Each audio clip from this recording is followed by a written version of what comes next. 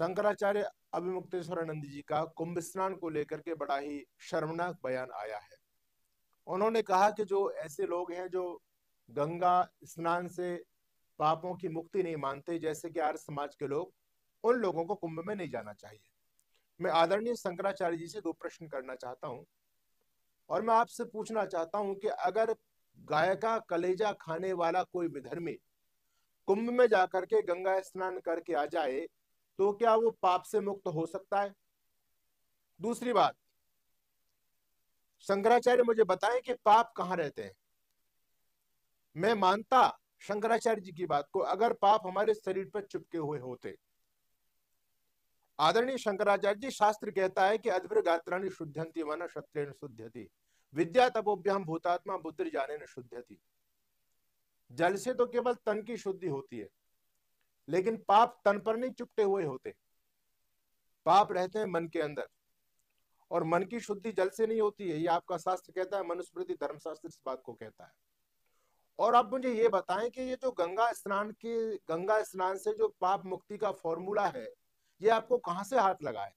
वेदों में तो कहीं नहीं है, शास्त्रों में तो कोई नहीं है, ये उपनिषदों में कहीं नहीं है, दर्शनों में कहीं पर भी नहीं है, गीता में कहीं पर भी नहीं है।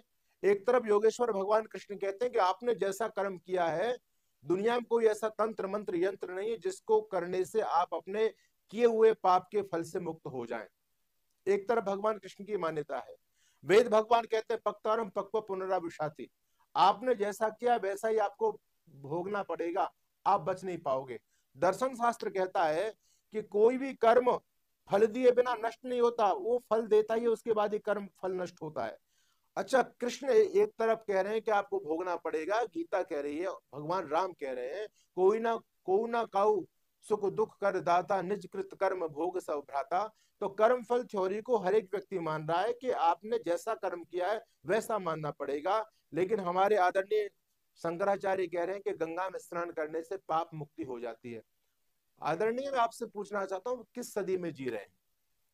आज के विज्ञान पूर्ण युग में, तार्किक युग में आप ऐसी बेहुदी बातें कर रहे हैं जिससे हमारे सनातन धर्म पर लोग उंगलियां उठा रहे हैं। गंगा में नहाने से पाप मुक्ति का क्या मतलब?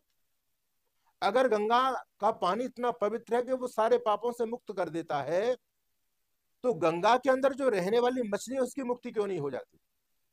तरेगा तो वही जिसके हृदय में ही हरि है। गंगा के नहाने से जो पापी नर तर जाए, तो मीन क्यों न तरे जिसका गंगा बीच घर है। तरेगा तो वही जिसके हृदय में ही हरि है। शंख के बजाने से जो पापी नर तर जाए, तो गदा क्यों नहीं तरे जिसका शंख शाही स्वर है। तरेगा तो वही जिसके हृदय में ही हर है। तो गंगा में डुबकी लगाने से पाप माप नहीं होते। ये आपकी बिल्कुल अवैज्ञानिक, अतार्किक, अप्रमाणिक और अशास्त्रीय बात आपने की है। और इसके लिए हम सभी आर्य समाज के विद्वान आपको शास्त्रार्थ का चैलेंज करते हैं, आपको ससम्मान शास्त्रार्थ में आहूत करते हैं कि आप आइए और अपने सिद्धांत की पुष्टि कीजिए। हम डिबेट के लिए तैयार हैं। और जो थ्योरी आप समाज में परोस रहे हैं कि गंगा में स्नान करने से पाप माफ हो जाएगा, तो आप मुझे ये बताओ कि इनसे धरती पर पाप बढ़ेंगे या पाप घटेंगे? एक तरफ तो धरती पर वैसे पाप पहले से बढ़ते चले जा रहे हैं, एक तरफ आप भी लोगों को सर्टिफिकेट दे रहे हैं कि गंगा में स्नान करो, कितना भी पाप कर लो और गंगा में स्नान कर जाओ, कुंभ में सारे पाप माफ। बहुत सरल आपने सर्टिफिकेट लोगों को दे दिया। तो इससे तो पाप बढ़ेंगे धरती के ऊपर। एक व्यक्ति अपने खेत में जाता है, देखता है गाय बहुत नुकसान कर रही है, उसने जो है प्रहार किया गाय पर हथियार का, गाय की मृत्यु हो गई। गाय की मृत्यु हुई तो उसको बड़ा पश्चाताप हुआ कि मेरे से पाप हो गया। लेकिन आप जैसे धर्मगुरुओं ने उनको पाप से मुक्ति का फॉर्मूला दिया हुआ था, कैसा ही पाप हो जाए गंगा में जाके स्नान करके आ जाओ। तो वो जब गंगा स्नान के लिए निकला तो उसकी पत्नी बोली कि श्रीमान जी, आप गंगा स्नान करने तो जा ही रहे, एक सांड और है जो हमारी फसल को नुकसान कर रहा है, चलते चलते उसको भी मार जाओ और दोनों को मार के गंगा स्नान कराओ, पाप तो आपको लगना ही नहीं है। तो ये जो आप फॉर्मूला समाज को दे रहे हो, ये फॉर्मूला समाज को तोड़ने वाला है, वैदिक सिद्धांत के बिल्कुल विपरीत है। आदरणीय शंकराचार्य, आप राजनीतिक बयान आज तक देते रहे हैं, लेकिन जब आप धार्मिक बयान दे रहे हैं तो आपको धर्म शास्त्रों को अच्छी तरह समझना पड़ेगा और तब आपको बोलना पड़ेगा। अगर आप ऐसे बयान देंगे तो इससे सनातन धर्म की हानि हो रही है। आप जिस मठ में बैठे हुए हैं, आप जिस सम्मानजनक पदवी पर बैठे हैं, मैं आपकी पदवी को प्रणाम करता हूं, वो कोई सामान्य पदवी नहीं है। आदिगुरु शंकराचार्य तो अद्वैत भाव की बात करते थे, वो समाज को तोड़ने की बात नहीं करते थे, वो समाज को जोड़ने की बात किया करते थे।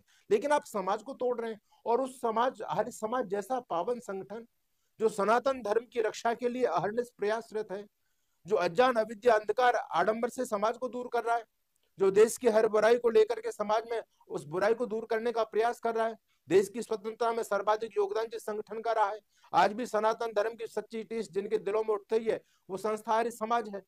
उस आर्य समाज पर आप पाबंदी लगा रहे हैं। निश्चित रूप से कहीं आप किसी षड्यंत्र के शिकार तो नहीं हो गए? आपको चिंतन करना चाहिए।